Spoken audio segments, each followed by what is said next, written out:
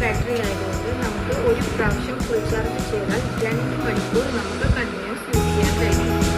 First of all ഇത് water പ്രൂഫാണ്, അതുകൊണ്ട് ഷവറിൽ വരെ യൂസ് ചെയ്യാവുന്നതാണ്. ഇത് വളരെ എളുപ്പത്തിൽ യൂസ് ചെയ്യാവുന്നതാണ്. ബട്ടൺ പ്രസ് ചെയ്താൽ അത് ഫസ്റ്റ് സ്പീഡിൽ റൊട്ടേറ്റ് ചെയ്യാൻ ആരംഭിക്കും.